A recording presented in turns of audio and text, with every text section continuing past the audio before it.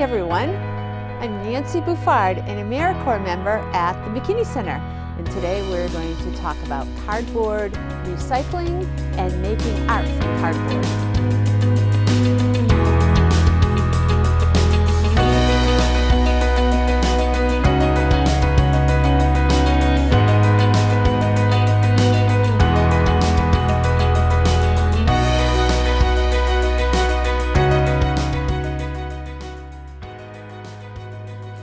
So why do we need to recycle? Think about all the online shopping we've done this year, and all the boxes we've used, and all the resources it takes to make those boxes.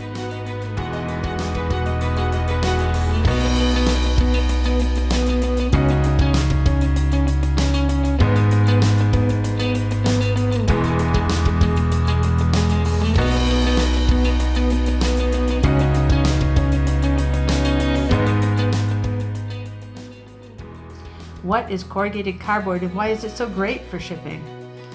The wavy fluted construction makes corrugated extra strong, and the air pockets make good insulation to protect from extremes of hot and cold.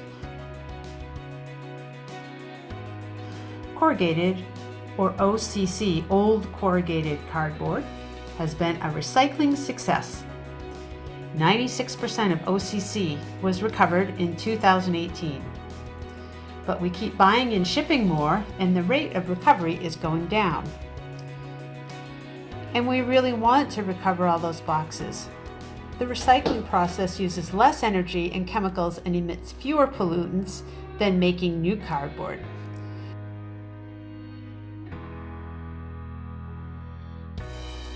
Cardboard breaking down in landfills produces methane, which has a global warming capacity 21 times more powerful than carbon dioxide. So let's keep those boxes out of landfills. You can recycle, or you can make art. Before we show you how, let's get you entered to win $25 in downtown Jonesborough shopping. Please complete a survey and get it back to me. If you get stuck, call the McKinney Center at 423-753-0562. Thank you for helping me with my AmeriCorps project. I hope you win. Now to art. We want to show you some wonderful cardboard cities.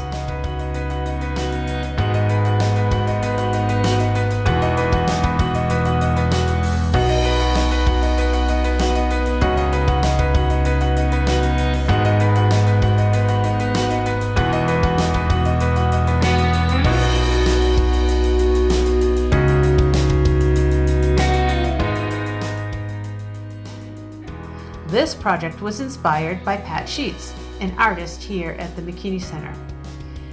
She showed us this art by Annalise Reese and thought we should have a project to make cardboard cities. So 3 of us gave it a go. Kay Grogg, another artist, taught us about Putz houses. Pat made a wonderful cardboard village. And I challenged myself to make a tower city like Annalise's. All right, so I am working on a cardboard structure, and I'm maybe a third to a quarter of the way through. And I'm constructing it from pieces of corrugated cardboard that I cut with a knife, and then I use a surface I can cut on, or scissors. And I'm constructing it in a way so that I can have light come through the back. So you can see there are lots of little separate pieces that have been assembled. Some of them are leaning. I kind of like the funkiness of that. I'm using a cardboard base with a hole in it, and I'm leaving the back side open. So this is a way I learned from doing a previous city to try to make the light come through. And also I have to think about the weight and the whole height and how to make the pieces lean and support each other.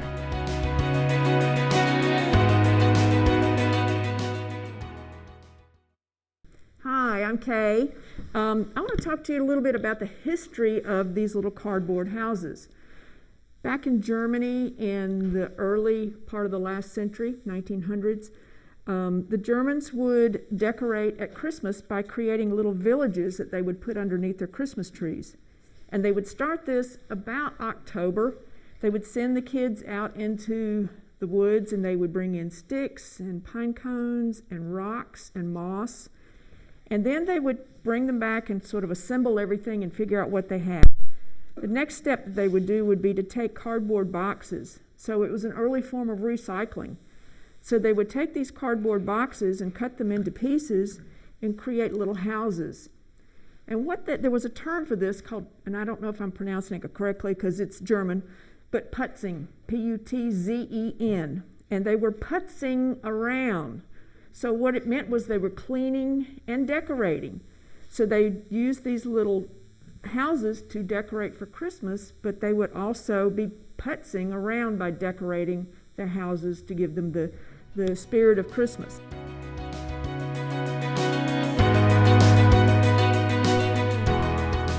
Hello, I'm fascinated by making little villages out of cardboard things. And I start with a paper bag, and then from that I cut pieces that I need to fit different sizes, because I'm starting with boxes. Another thing that I use often is either toilet rolls or paper towel rolls. They come in really handy. You can cut them short, and cut them long, a lot of things you can do with them. The first thing I did to start my village was to cover the boxes so they would be nice and brown and all the same color. And so let me show you how I did that, because it's not hard, but it does take a little bit of measuring. So I want to know, I don't have to cover the bottom because it's just going to sit like that. I have to cover the other sides. So I need a piece of paper that's going to cover that. And if you've wrapped presents, you kind of know this process. But the first thing I did was to find out how big this is, all the different sizes. This one happens to be the same size on each side. That made it really easy, because what I did is then I drew a grid. The equipment that I use, of course, a ruler and a pencil for making my grid, scissors prior to that for cutting out the square. Sometimes I use Elmer's glue, and sometimes I use a glue gun. It depends on how much I have to put together, how sturdy the connection has to be. Like, box to box might be a little bit easier to break apart if you used Elmer's, but if you use glue gun, no. I've been busily working at another table, and all those bits and pieces that you saw me talk about, the box that I covered, the big box, the little box, that I use this, I have made this into something phantasmagorical. And so let me show you how it turned out. This is how my imagination went when I dressed this up with a story in mind. One day we had night, we had a storm, and it blew and rained, and it was just, all over the place. So the next day I looked out in my backyard, and there was this big stick branch that had fallen off of a tree. Now it was a lot bigger than this. I decided that I could find something I could do with it artistically, and I decided it needed to have a village and a story to go with it. So I drug that thing in under the porch so it wouldn't get wet again. And then I had to cut it to size. As you can see, I chopped it off here, and I chopped it off here and here, so that it was a size that I could manage inside my house.